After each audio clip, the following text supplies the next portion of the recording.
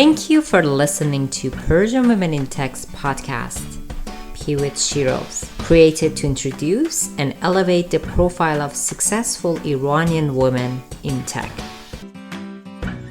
Hi, everyone. Thank you so much for listening in to Persian Women in Tech's Pivot Shiros. As you know, this is our newest program in highlighting and promoting and elevating the profile of successful Iranian women in tech. Today, we are excited for our guest, Leyla Samiee. She is the VP of Media Platform Technology at Thomson Reuters. Actually, it's Reuters News, which is one of the most, if not the most trusted and unbiased news resource around the world. I'm so excited to have her here on the show today. Leyla Jan, thank you so much for joining us. We're excited to hear about your career journey and hopefully inspiring our listeners today. It's my pleasure. Thank you for having me. Wonderful. Leyla Jan, to start the conversation and for our listeners to get to know you a little bit better, why don't you tell us a little bit about yourself, about your career path and how you ended up where you are today? Sure. I think like any other Iranian girl who grow up with somebody as a role model or passionate person to help them understand that they are capable and they're always better than what anybody else think. I had a father who actually nourished my thought about I can be anything I want, and that started me being an engineer, then becoming a data scientist back like 20 something years ago, and then going to computer science, engineering in University of Azad, University of Tehran. Staying there for a year and a half working, he encouraged me to think outside, and I came to Canada in 1997. Started multiple work as a software engineer manager, architect. And, you know, my path has gone always with the passion of growing myself and growing others. I've gone through a lot of up and downs as a woman in minority and natural background. It's been hard, it's been tough, but I feel very comfortable that not only being a mother of two, successfully growing two very good kids, I've been able to achieve so much and help others. I have so many coaching sessions with younger people to make sure they feel always that impossible can be possible if they have their mind on it. Wonderful. And, you know, you have just told us a little bit about yourself, but you didn't mention really all the amazing things. I mean, I'm looking at your history and having had an opportunity to get educated at MIT, for example, and all the different and really important management roles you have had in technology, and certainly different companies and different types of companies as well.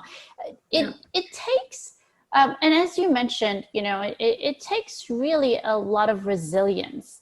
Especially today, we talk about this so much more than we have done in the past in regards to women leaders, women being in tech, and the challenges that arise throughout our career. And one of the many reasons probably there aren't enough women leaders in the world, or there isn't enough women present in the leadership, is because of those challenges.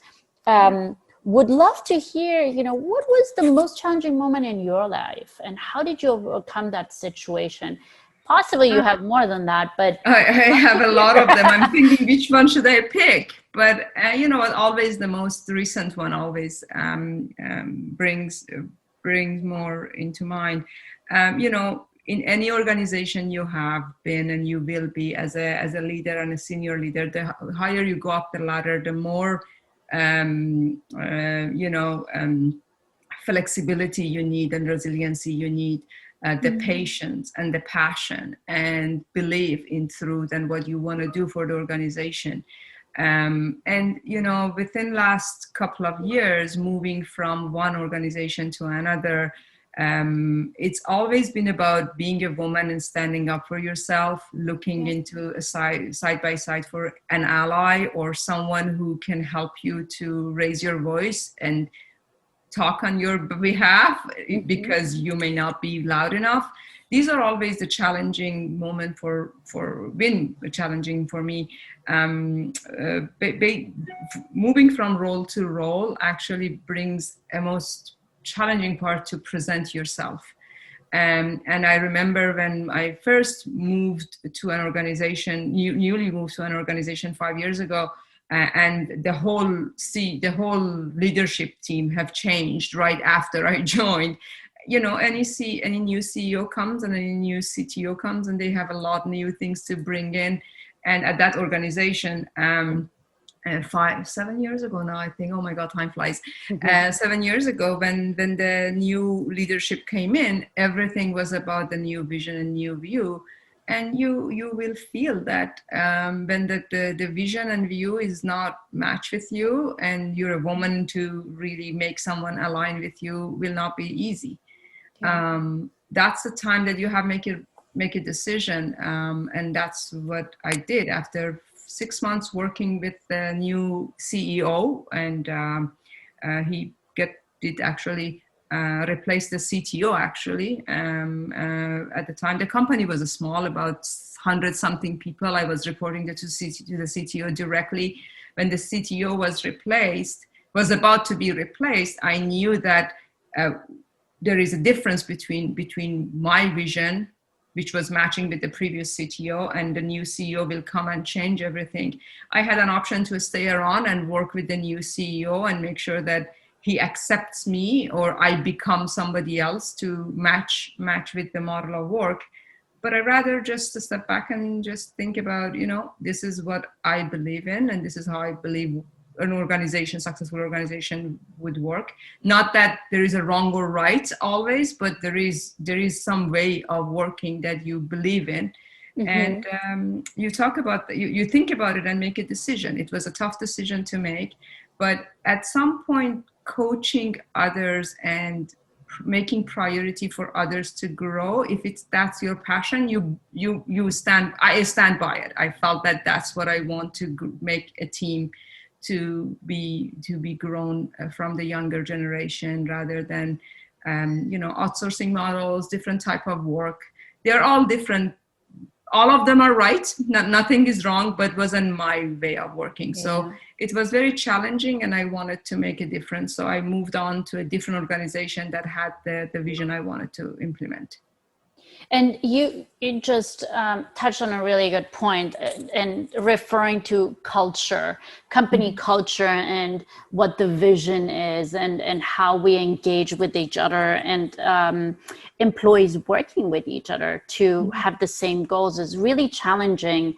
And overcoming those challenges and really thinking about what is the best route for you, for your career path, while creating impact with that company is also really important. So really glad you brought this up. And I'm sure a lot of our listeners will come at some point, at that path where they need to make a decision, whether this is the right place or not, and if this is the right move for them or not. So and it doesn't mean it doesn't mean that I'm always right. It's about believing in what is the cultural thing that you want to stand by it. And maybe hopefully I have my own organization someday to be able to implement it 100%. But that's where the culture differences make you take on the challenge and try to do something new. Exactly. And those cultural difference, if there isn't a good culture fit, it may not drive you to be a better person. You're not going to perform at your max. Of course. Exactly. And I think that's really important too, when we are looking at companies to work at, making sure that we are also interviewing them. That's a very good point that you just mentioned, when we are working somewhere, that it is a good fit for us as well, not only the other way around. Very good point you brought up. You touched base a little bit on the impact your father has had in your life. someone who has impacted you and provided you a place to grow, or inspiring you to believe that you can be. Is he the only person in your life that has impacted your career path or your life? Of course, not for anyone. It can be one person. I think we are all like any other creature. We need light. We need sun, water. We need the soil. There is a lot of different factors that make you grow. My mom definitely played a huge role in giving me an approach to life as a mother and as a woman in technology and working mom, and having the belief that I can do both. And if I go back to years and years, actually, I had an uncle. He was probably 5 or 6 years only older than me, and he passed away actually. But his direction, funny direction, always has been with me. That, Leyla, there is no wall that you can't climb. There is no wall that stops you. And it was literally physically made me get up and move up the wall and jump from the other side to show me that that's really a real boss. So that has stuck with me for my life. And anything that happens or anything that comes to make me feel, oh, this is a showstopper, I can't do this, is like, no, it's another wall. Leyla, think about it. There is a way around it. There is a way to go up, or there is a way to open a door. So there is always a way. So if I go back and think about my younger self, I think these couple of things have been always with me. And I try to work with any young person that are there around me with the same concept, that just think about what you need to do to be the best person you can be. And the best of you is always yet to come. So absolutely, put your energy in, put your mind into it, and I will be there to guide you if I need you, and I will be an ally for you. But it is what I think every young person needs. Yes, and you touched on a point of having more than one person that impacts or supports or steers the right direction for you throughout our career, throughout our life. Your father being one of them, your mom being another. I'm sure also many of your different bosses or managers, and throughout just the industry, leaders have been part of your journey and getting where you are today. It's just some of them are very personal, and some others are just they won't even know. You've been a great friend and great role model to look for sure. Thank you so much. That's so kind to hear. We all try, right? It is exactly. The pay it forward mentality that we all have when we come to a point that we want to give back. Obviously, COVID has changed things for us all. And our life or lifestyle or work style has had an impact on it. I would love to hear, as someone who's a leader in the tech industry, what your daily routine used to look like versus what it looks like today. What do you think is so important to have part of your daily routine, or maybe something that's unique to you? Very interesting question. So surely for a lot of us, transportation has completely dropped from our daily routine. So I always wake up, I usually try to wake up about an hour and a half before my first, important moment of work, which is a meeting usually. I try to make sure that I get my head, rested, get my coffee or tea. It depends on the amount of sleep I get. Usually tea works, if not the coffee. And I do still dress up every day. I do my makeup. I do prepare myself like I'm going out to the office, but I don't go out to the office. I make sure that I take at least about half an hour break during the day for myself to walk around. Definitely the great weather helped so far that I could really go outside and have a walk. But I hope that I can keep continuing doing that because it freshes my mind. It just keeps me focused, keeps me, to go back and look at the half of the day that I had and what else is in my plate. Being at the role that I am, the responsibility and work is so extensively heavy that if I don't really take care of my mind, I may lose it. So, Yeah. and I think for everybody at every stage, it's a capacity and ability to juggle. I think when I was even a manager of a team of 10, I felt the same. And when you keep doing it, you get good at it and you feel, okay, it's not that hard, so you can do it. And then they put more on your plate and you start, feeling the same, oh my God, it's too much. And then you get used to it and it gets better. But the routine of really getting up and getting ready for the day is something that I cannot drop because it doesn't give me that seriousness of the day. And I when I'm off, I'm off. So I really want to be able to spend time with family. So that makes me feel that my work day is a work day. I turn my table to a way that I can at least look at the window. If it's the wall is a wall, so it doesn't change. It's gonna make me nervous. So I moved. That's another thing that helps. Like at least looking out to the window.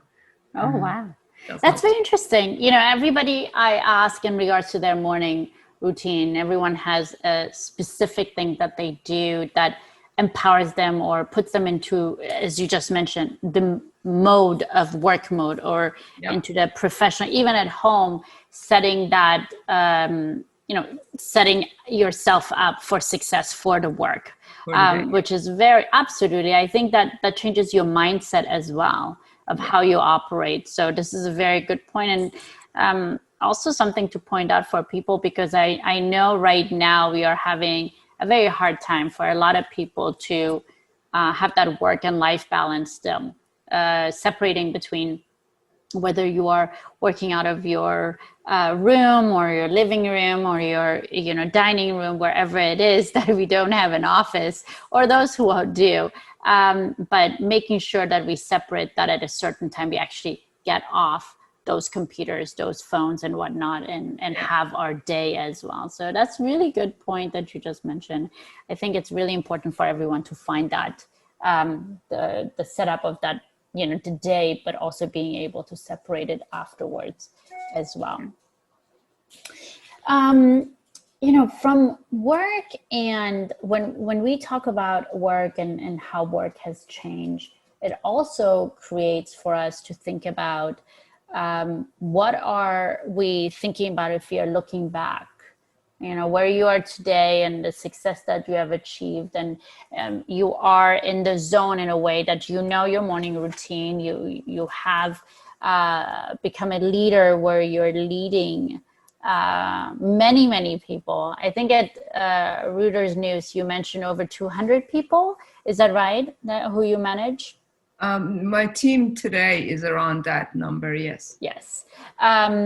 So what would you tell, if you could go back, doesn't matter what age, the younger self? Would you change anything, or would you give that person a different advice of how you have gone through your career path and become a leader today? Would you do things differently? I don't know. I think it's will be hard to say that I would not change anything. It seems that I haven't been grown. I definitely, there will be things that I would like to do differently. But if I want to be very honest and frank with you, I think when we have a reason for, at any point of time, at any age and any situation, as long as you have done your due diligence, have done all of your homework, all of your study, fact-based data points that you need to collect to make a decision, at that point of time, if you have done that, then maybe next time around when it comes again, you will make the same decision. So the part that I think I would make a bit of a difference is where I can get more help to collect those information a little bit wider.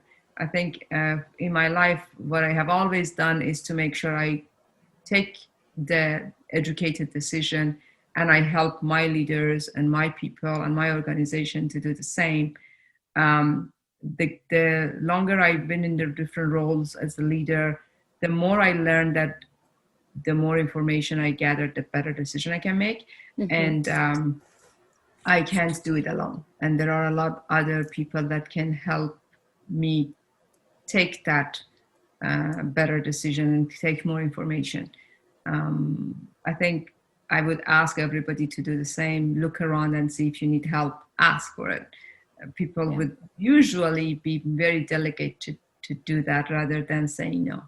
Yeah. And it's really hard. I think, you touched on a point, especially as leaders, finding a peer who has as much experience or is wiser or has more data than yourself. When you become a leader, it is harder to find that peer or connect with that peer or find out who that really is. And, finding that is the challenge. And I think that's where focusing on curating that as we grow is really important. So and I think, Safidajan, one thing that I think every woman is facing is finding that partners and peers or group of allies to support them.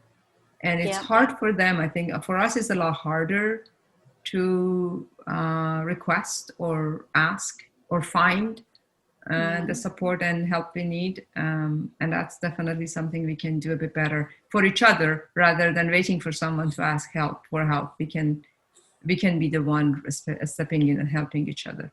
Exactly. And I think it's also because it's something new to think about, talking about, or it's a new norm to talk about challenges and feel comfortable and safe to do that in an environment that wasn't created before. So I think we will see a new wave of this particular community coming in where we can feel safe in our own peers. And that means as leaders as well, to acknowledge our failures or acknowledge that we don't have enough information so that we can find the right people to support us within our own peers. That's a very interesting point you just made. So as we grow within our career, it's really important to find those individuals who we can trust in finding information or supporting us. I think that comes in a lot. I hear a lot about it and would love to hear your thoughts around that as well. The conversation around mentors and advisors or, sponsors, they call them more so, and finding those or identifying those throughout our career, whether they become our managers or they are our executives as we grow, that we do reach out, as you mentioned, and asking help from them. And differentiate them. There is a difference between a coach and a sponsor.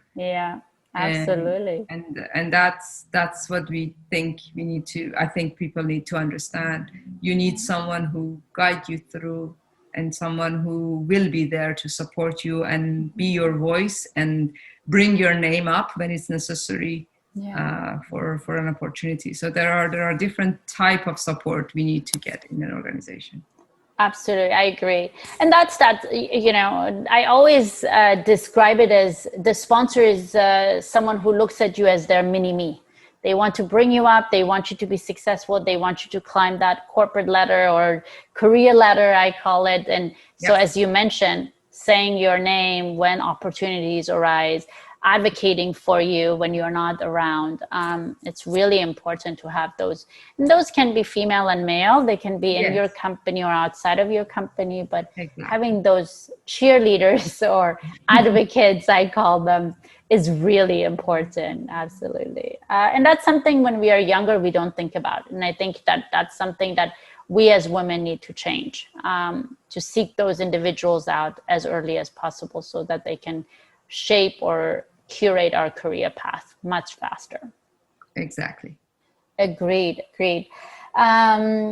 This is one question I ask many, and I'm always curious to hear what the answer is. And there has been so many different answers, and you can curate it however you feel within your experiences that you have had and where you are in your life. What would you do if you knew that at this moment, you can achieve anything you want and there is no failure? So anything you put your mind into it, you could do, and there is no failure or financial that you need to worry about. You know what? Honestly, the first thing comes to my mind is equality of human and people. I wish I can do that and without any failure. I don't know. Nothing came to my mind as a personal side. To me, if I know that there is ability to achieve one thing without a failure, I put every energy in every cell of my body to make sure there is equality in all the human races side, and in any angle, which I think it's a dream, hard to make it happen. But at least I hope that people understand that it's important for them to succeed if they really be fair. I have seen it every different angle. I had bosses which have biases. They had their own group of people that they prefer, or they had organization that they have different type of preferences. All of that I have seen of every angle of it. Women's versus men's, and preferences for male colleagues for any reason. I have seen all of it, and again, we are living it now with the Black Lives Matters and what's happening all around the world for equality of women and men and Black and indigenous people. It's just a dream if I can imagine the world without those changes and differences. And we are so far away still. Of course. Right now it's the World Economic Forum. We're gonna be. I don't know if I'm gonna ever see it. To me, it's gonna be when it's right, when it's like a gravity, and you don't expect to explain it to someone. Yes. It's there. Like you don't need to explain that people are equal. You don't explain that women and men don't have differences. Yeah. It's. I don't know. I don't think it's gonna happen soon. Unfortunately, not in our lifetime. It looks like at this point, it was reported that we are 257 years away, which is 8 generations approximately. Yes. So right now, last year it was at 207 years. So we actually, within 1 year, we went 50 years backwards. So yeah, long way to go. That's. I think that's an impossible dream, maybe. Yeah. Well, I hope that every step of the way, it is everyone's responsibility, whether it's women, men, companies, individuals. We all are responsible for making sure that our workplace or just the world is equal, and that every step we take, every decision we make will influence those things. And I think what you're doing and mentoring the younger generation and focusing on that, and as a leader within the tech ecosystem, being able to inspire others is really important. And I think that's one of the factors in bringing equality, is having actually someone that people can look up to, believe that they can become that person. Right. This next question is also very interesting. I get a lot of different answers for that, and I think it's depending on your beliefs and the way you work and your thought process, like you just mentioned about culture in the workplace, etc. But I'm curious to hear: is there anything that you truly believe, but the majority of people disagree with that thought? That could be at work or personal. You know what? I think one of the things that I've been always trying to challenge, to prove, and it's a challenging thing for everybody, is that definitely everybody has a personal goal, and everybody has a personal vision. But honestly, nobody gonna succeed if you just focus on yourself.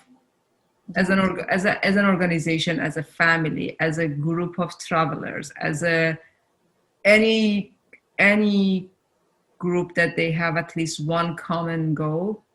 For anyone to win, they need to come together to win correctly. You know what? Yes, somebody may just start going up the career path by putting their foot on my shoulder and go up. That's fine. It's going to happen for them shortly. I get it. But at the end, the bleeding and the breakage and the pain that they put into the system and impact that they put on the culture and organization or the group that they're working with, it's going to make them lose long term. So this is something that I really believe in, but I don't know if I could convince everybody about it, because wherever I go and wherever I go, everybody has a personal goal and they try to achieve that. So you know what, I probably mostly lose, but that's okay. I still believe in it. I still pedaling forward. And I think that's where, individualizing versus a common goal. And that's maybe why some companies are much more successful, is when they're focusing on the common goal versus the individual success. Definitely. So I think I agree with you. I think it's really important when you work somewhere, not only think about your individual goal, but really align that with the company goal, so that it is not only something that you're benefiting, and hopefully actually everyone who is working there is benefiting. At the end, it's going to be a benefit for everybody. It may just take everything a little bit slower, or maybe people feel that you are just not paying attention to opportunities or whatever. But at the end, it's going to be the whole group that's going to grow and whole team that's going to succeed. So I think that's worth a lot more. And something to teach people about as well. I think that's some people have learn it. Some people don't learn it throughout their career path. With so much philosophy you're mentioning, your thought process and the way you lead, I am so interested to hear what books you suggest that potentially have already impacted your life and that you think is really important to suggest to our listeners who potentially want to get to the leadership path or the career path that you have created for yourself. I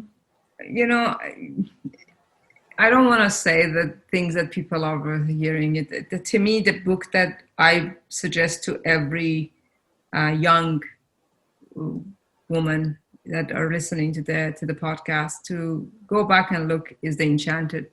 I think The Summer with the Roman Roland book is a book that I think every woman has to read. It makes us open our eyes about possibility of resulting a lot more successful life through pain, which is okay. Not every life is full of glory, but the outcome can be equally as good. So be patient and grow through it.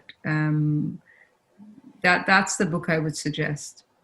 And repeat it one more time, just for everyone to hear. It's Enchanted by Roman Roland, or they call it The Summer. There are different. So it's a French book. So Roman Roland is French, and they have translated to Summer and Enchanted. Okay, perfect, wonderful. To close out our conversation, I would love to hear your thoughts around what do you want to leave on this earth? What is the legacy you want to leave behind?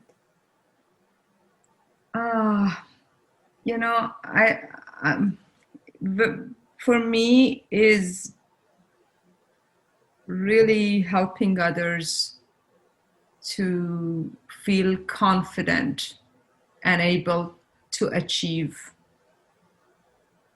equality and success at the same time. For me, helping other girls or even young guys, doesn't matter, to be honest with you. It's just a matter of bringing a fresh mind about equality and believing in yourself that you can succeed if you see every everything equal. It's not gonna put you back. It's gonna make you grow.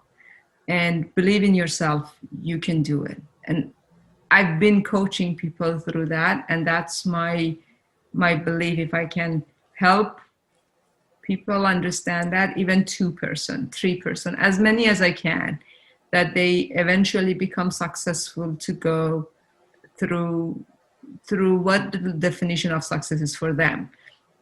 As you noticed and you mentioned yourself, for me, I didn't mention about, I've been studying in University of MIT, or I've been doing this in Johns Hopkins, I've been doing that. And to me, those are things that I have achieved to become a better person and to help other organizations to be a better organization and succeed. And I think I want to make sure that at least I have enough people around me to help them, and they help others. So this chain keep growing. Yes, and that's a very important point you just mentioned, leaving behind not just legacies, but really leaving behind impact and the support system that you're building for others to pay it forward, that they're doing well as well. And that perfectly aligns with what you have been answering throughout our conversation, and making sure leading by example and supporting others, if that's what you want to leave behind. Thank you so much, Leyla. This was such an amazing conversation, and I know it is very important topic that everyone talks about, how we can impact others, even as leaders as well. So I think that's really important to point out, and for you to leave that as a legacy. I'm sure there's so many people impacted by your work and by your support throughout. We really appreciate you giving us your time today. Oh, I enjoyed the conversation, and I hope that I at least had a couple of words somewhere that people can get some aha moments and feeling good about what they can do next for themselves. Wonderful. And if someone wanted to get in touch with you, what is the best way? LinkedIn. I usually don't deny connections. If people reach out for me through LinkedIn for coaching or support or ask questions, I try my best to answer. And with that, I usually, if the relationship or connection grows, I will give them my personal email address and text, and they can communicate with me through different means. Wonderful.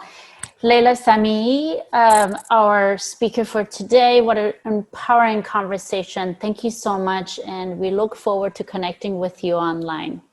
Perfect. Thank you so much. I had a very great time too. Thanks for having me. Thank you. Thank you for joining us this week on Pivot Heroes. Make sure to visit our website, PersianWomenInTech.com, where you can subscribe to our podcast on YouTube and SoundCloud, so you'll never miss a show.